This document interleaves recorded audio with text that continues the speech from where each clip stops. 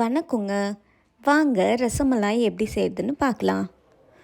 ரசமலாய் செய்கிறதுக்கு நான் 1 லிட்டர் பால் எடுத்துக்கிட்டேன். அந்த பால் நல்லா சூடாகிட்டு இருக்கும்போது 2 ஸ்பூன் வினிகர் ஆட் பண்ணிக்கிட்டேன். அதை நல்லா கலக்குன்னு கலக்கணுங்க. அப்போ தான் அந்த வினிகருக்கு பால் கூட ஆட் ஆகி அது பாலை திரிய வைக்கும். நம்ம ரசமலாய் செய்கிறதுக்கு ரொம்ப முக்கியமான பொருள் என்னென்னு பார்த்திங்கன்னா பன்னீர் வேணும். நம்ம ஃப்ரெஷ்ஷாக பன்னீர் இந்த மாதிரி செஞ்சுக்கிட்டோன்னா ரசமலாய் நல்லா டேஸ்ட்டாக வரும். இப்போ பால் பாருங்கள் நல்லா திரிய ஆரம்பிச்சிருச்சு. இப்போ பால் திரிஞ்ச அப்புறமா அதை தனியாக எடுத்துகிட்டு நம்ம ஒரு ஃபில்டர் எடுத்துக்கோங்க. அதில் நல்லா ஒரு ஒயிட் கிளாத் வச்சு அதை இந்த பாலை ஊற்றி தனியாக எடுத்துக்கலாங்க. இந்த மாதிரி ஒரு ஒயிட் துணி எடுத்து அதில் நம்ம அந்த காய்ச்சின பாலை எடுத்து ஊற்றிக்கலாம். அடியில் ஒரு பவுல் வச்சுக்கோங்க. இப்போ ஊற்றும் போது பன்னீர் தனியாக பால் தனியாக வந்துடும். இந்த மாதிரி எடுத்துக்கோங்க.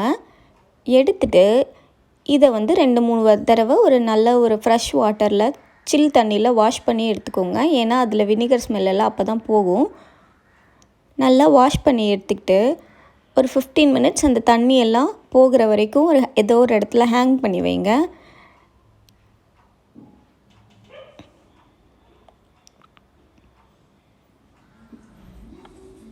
இப்போது நான் 15 மினிட்ஸ் கழித்து அந்த பன்னீர் இடம் உங்களுக்கு காமிக்கிறேன். இந்த மாதிரி நல்லா அழகாக வந்துருச்சு. இதை நம்ம இப்போ சாஃப்டாக நல்லா பிசையணுங்க. அந்த ஒரு மாதிரி உதிரியாக குருணையாக இருக்கிற மாதிரி இல்லாமல் நல்லா சப்பாத்தி மாவுக்கு பிசைகிற மாதிரி அதை நல்லா சாஃப்டாக பிசைஞ்சு எடுத்துக்கணும். பாருங்கள் அந்த பொடியாக இருக்குது பாருங்கள், அதெல்லாம் ஒன்றாகணும். அந்த மாதிரி நம்ம நல்லா பிசைஞ்சு எடுத்துக்கலாம்.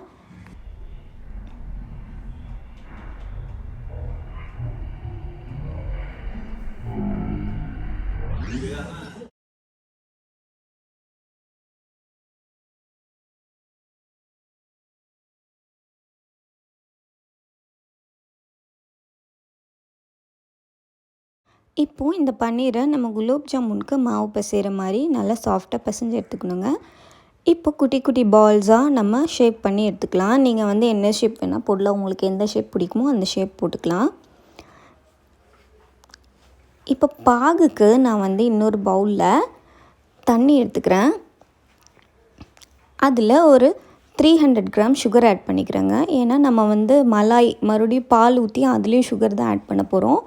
அதனால இதில் கம்மியாக சுகரே போட்டுக்கலாம்.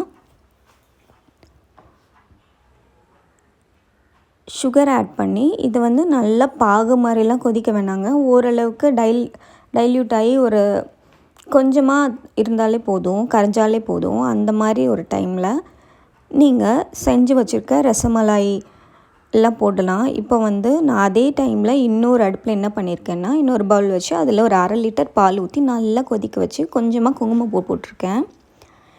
இப்போது நம்ம ரசமலாய் செஞ்சு வச்சுருக்கோம் இல்லைங்களா, அதை அந்த சர்க்கரை பாகில் போட்டு கொதிக்க வைக்கலாம் 15 மினிட்ஸு. நம்ம போட்ட சைஸை விட டபுள் சைஸாக அது வருங்க. அந்த மாதிரி நல்லா போட்டு ஒரு 15 மினிட்ஸ் 2 சைடும் திருப்பி விட்டு நல்லா பாயில் பண்ணி எடுத்துக்கலாம்.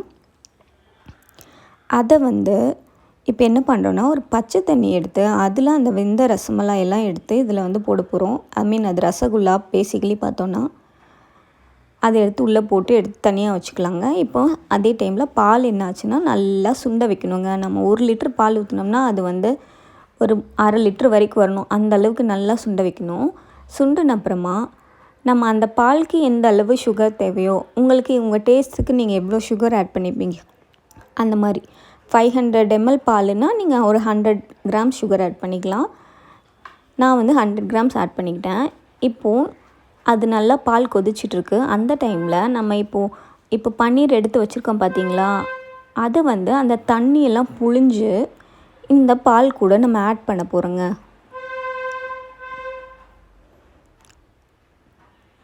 நான் இப்போ என்ன போட்டேன்னா கொஞ்சமாக முந்திரியை பவுடர் பண்ணி ஆட் பண்ணிக்கிட்டேன். எதுக்குன்னா கொஞ்சம் அந்த திக்கன் பண்ணுறதுக்காக. இப்போது ஒரு சின்ன ஏலக்காய் அதுக்குள்ளே ஆட் பண்ணிக்கலாங்க. அதுக்கப்புறமா நம்ம அந்த ரசகுல்லாவை அதில் லைனாக போட்டு 15 மினிட்ஸ் கழித்து எடுத்துக்கலாங்க. இப்போது அதை சர்வ் பண்ணிங்கன்னா அழகான ரசமலாய் ரெடி ஆகிடுச்சுங்க. ரொம்ப டேஸ்ட்டாக இருக்கும். ஒரு தடவை ட்ரை பண்ணி பாருங்கள். இந்த மாதிரி வீடியோஸ் பார்க்க வி ஜோஷ்வா சேனலை சப்ஸ்கிரைப் பண்ணுங்கள். பாய்.